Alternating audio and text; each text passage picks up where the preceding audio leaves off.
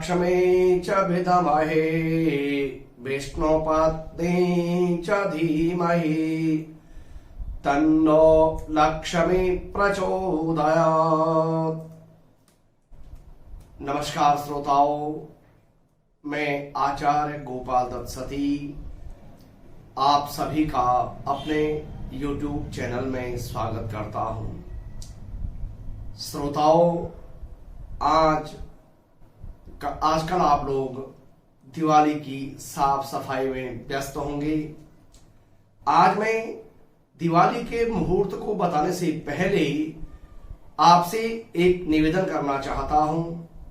आप इस वीडियो में लास्ट तक बने रहें और इसमें कुछ आपको आवश्यक चीजें आपको मिलेंगी और उसके साथ साथ में क्या हम लोग जो दिवाली की साफ सफाई के में करते हैं, भगवान की मूर्तियों का, फोटोओं का अपमान हमसे हो जाता है जाने अनजाने ही, क्या वो करना उचित है और हम उसका समाधान कैसे करें। आज मैंने विचार किया कि मैं आपको पहले इस विषय में अपनी तरफ से जानकारी दूं, क्योंकि अक्सर आप लोगों ने देखा होगा कि जब त्योहार का टाइम आता है, लोग कहीं पीपल के पेड़ के नीचे, कहीं बरगद के पेड़ के नीचे, कहीं चौराहों पर अपने घर के जो भगवान की मूर्तियां होती हैं, फोटोएं होती हैं, उनको रखाते हैं। और कई बार तो लोग यहां तक कि अपने आसपास का जो मंदिर होता है उस मंदिर में रखाते हैं। क्या हमको ये करना उचित है? अगर ये नहीं करना है तो हम कैसे उनका विसर्जन कर सकते हैं? इस बारे में मेरे मन में विचार आया कि मैं आपको बात अपने दिल की बात आपसे साझा करूं, क्योंकि अक्सर देखा जाता है कि जब त्योहार का टाइम आता है, साफ सफाई घरों में होती है, तो उन भगवान की जो पुरानी जो मूर्तियां होती हैं, फोटोएं होती हैं, और उनको हम इस तरह से रखाते हैं। श्रोताओं, अक्सर आप देखो, कहीं पर भी आप जाएंगे, आपके आसपास में कोई पीपल का पेड़ हो, बरगद का पेड़ हो, चौराहों पर लोग वहां पर अपने घर के गणेश, लक्ष्मी और जो अन्य मूर्तियां होती हैं उनको रखाते हैं। श्रोताओं, जिन मां लक्ष्मी से हम निरंतर घर में धन, संपत्ति, ऐश्वर्य की कामना करते हैं, जिन भगवान गणेश जो बुद्धि के देवता हैं, रिद्धि और सिद्धि उनकी पत्नियां हैं, जिनकी हम लगातार साल भर सेवा भक्ति करते हैं, क्या उनको उचित है कि हम ले जाकर के किसी चौराहे पर रखाएं और अनेक प्रकार के जानवर उन पर मुंह मारे? श्रोताओं, कई लोगों का भी विचार होता है कि अगर हम आखिर उन मूर्तियों को विसर्जन कहां करें। सबसे पहले मैं आपसे निवेदन करता हूं, क्योंकि आज के समय में नदियों में इतना पॉल्यूशन है, प्रदूषण है, और जो मूर्तियां आती हैं बाजार में, ज्यादातर आप देखेंगे वह सब पक्की मिट्टी की या पीओपी की बनी हुई होती हैं, जो जल्दी से गलती नहीं है। तो जब भी आप मूर्ति ले, या तो मूर्तियां ऐसी ले जो कच्ची मिट्टी की हो, भले उनमें बाहर से चमक कम हो, लेकिन वो आसानी से दूसरे दिन गल जाए। जो आप पक्की मूर्ति लाते हैं वो किसी तरह से दूसरे दिन गलती नहीं है। आप चाहे उनको पानी में डाल दो, आप नदी में डाल दो, ऐसी कैसी पड़ी रह जाती हैं। कच्ची मूर्तियां ले, कच्ची मिट्टी की जो बनी हुई होती हैं, और दूसरे दिन जब आप नए गणेश लक्ष्मी जी को घर में लाते हैं, उन पुराने गणेश लक्ष्मी जी को अपने घर में ही किसी बाल्टी या टब में पानी रख करके और आप उसमें रख दें। अगर कच्ची मिट्टी की मूर्ति होंगी तो 2 से 3 दिन में आराम से वो मिट्टी पूरी गल जाती है, और आप उसको कहीं भी अपने गमलों में, कहीं क्यारी में आप उसको डाल दें, तो आपका उन मूर्तियों का अपमान बिल्कुल नहीं होगा। या तो ये परंपरा क्योंकि तब की है जब से मिट्टी की मूर्तियां मिलती थी। आज के समय में तो लोगों के घरों में अनेक धातुओं की मूर्तियां हैं, चांदी की मूर्तियां हैं।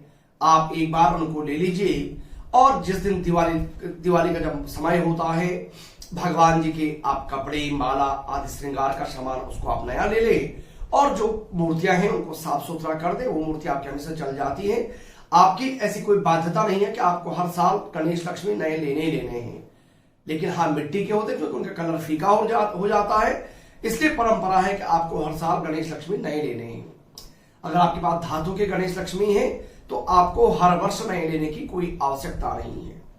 उनके वस्त्रों को आप बदल दें और उनका आप साफ सुथरा करके उनका पूजन करें।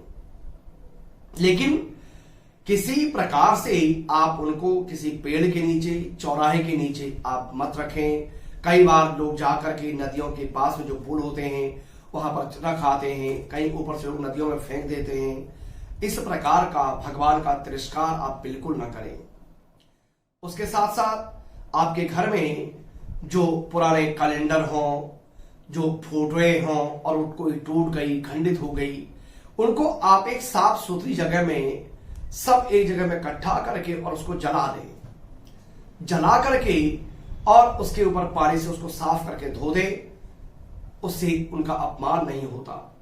अक्सर देखिए जब शादियों के कार्ड आते हैं घर में, क्योंकि अब शादियों का सीजन भी शुरू होता है, कई तरह कार्ड आते हैं घरों में शादियों की, सब में गणेश आदि बने हुए होते हैं, राधा कृष्ण बने हुए होते हैं, और हम उनको जब फेंक देते हैं तो आपका फोन नंबर, आपके एड्रेस भी जो है वो सड़कों में चले जाते हैं। साथ साथ में भगवान की जो उसमें चित्र बनी हुई है उस पर लोगों के पांव पड़ते हैं। वह भगवान का अपमान होता है। तो आपके जो घर में किसी भी प्रकार की जिस पर आपके यहां लगे आपको किसी भगवान की कोई मूर्ति है, कोई छाया चित्र है, आप उन सबको एकत्र करके और साफ सुथरी जगह में उसको जला दें और उस राख के ऊपर फिर एक बाल्टी पानी डाल करके उसको साफ सुथरा करके धो दें। तो निश्चित रूप से आपकी जो समस्या है वो भी आपकी समाप्त हो जाएगी। और दूसरा, जो जगह जगह इस प्रकार से हम लोग गंदगी फैलाते हैं वो भी आपकी नहीं होगी। आपको अपना घर भी शुद्ध रखना है तो आपका शहर, आपका नगर, आपका इलाका वो भी शुद्ध रखने की जिम्मेदारी आपकी है। उसके लिए जहां आप देखो हमारी सरकारें स्वच्छ भारत मिशन में इतना काम करती हैं, हमारी जिम्मेदारी कुछ न कुछ है। हमारी मात्र जिम्मेदारी इतनी है कि हम अपने घर की जो पूजा की सामग्री है उस पूजा की सामग्री को ऐसी सार्वजनिक स्थानों पर न फेंकें। आपके चाहे वस्त्र हो, आपके चाहे पूजा के फूल हो, आपके चाहे पूजा का कुछ और भी सामान हो, उनको जो जलाने वाला हो उसको जला दें। फूल पत्ती आदि अपने किसी गमले में डाल दें, एक गमला बना दें, उस गमले के अंदर आप सारे रखते जाएं। आपकी बढ़िया आपको खाद मिल जाती है एक आध महीने के बाद में, और आप उसको अन्य गमलों में डाल सकते हैं। तो श्रोताओं, ये मेरा आपसे निवेदन है आज दिवाली के इस पावन पर्व के त्योहार के प्रारंभ होने पर, क्योंकि आजकल अक्सर सफाई लोग अपने घर में करते हैं, और आपसे मेरा निवेदन रहेगा कि कृपया आप लोग मेरी इस बात का संज्ञान लें और इस वीडियो को ज्यादा से ज्यादा लोगों तक आप पहुंचाएं, जिससे जो लोग इस तरह से कार्य करते हैं वो ऐसा न करें, क्योंकि निश्चित रूप से वो आप उसके लिए पाप के भागी हैं। मैंने आपसे पहले भी कहा कि जिन लक्ष्मी से हम धन संपत्ति ऐश्वर्य की कामना करते हैं, भगवान गणेश से बुद्धि की कामना करते हैं, और उनका जब हम इस प्रकार से अपमान करते हैं, आप सोच सकते उसका परिणाम क्या होगा। तो श्रोताओं, इस प्रकार से आप कदापि ना करें, ये मेरा आपसे हाथ जोड़ करके निवेदन है। भगवान की जो सेवा है उसको आप श्रद्धा से करें, लेकिन उस श्रद्धा का ये मतलब नहीं होता कि आप जाकर के कहीं पर उस चीज को फेंक करके चले आए। तो श्रोताओं, अगले वीडियो में मैं आपको बताऊंगा कि अब जो दीपावली आने वाली है निरंतर 5 दिनों की चलेगी, उन 5 दिनों में किस किस दिन कौन कौन सा दिवाली का पर्व आएगा और कैसे कैसे आप उसमें अपना पूजा आदि का कार्य कर सकते हैं, उसको मैं आपको अगले वीडियो में बताऊंगा। अगर आपने अभी तक चैनल को सब्सक्राइब नहीं किया है, आप चैनल को सब्सक्राइब करें, अपने यार मित्र इष्ट मित्रों को, दोस्तों को वीडियो को जरूर भेजें, जिससे उनको भी इसी प्रकार की धार्मिक जानकारी प्राप्त हो सके। तो श्रोताओं, फिर मिलते हैं अगले नए विषय के साथ में, जिसमें मैं आपको बताऊंगा दीपावली के शुभ मुहूर्त। फिर मिलते हैं एक नए विषय के साथ में। नमस्कार।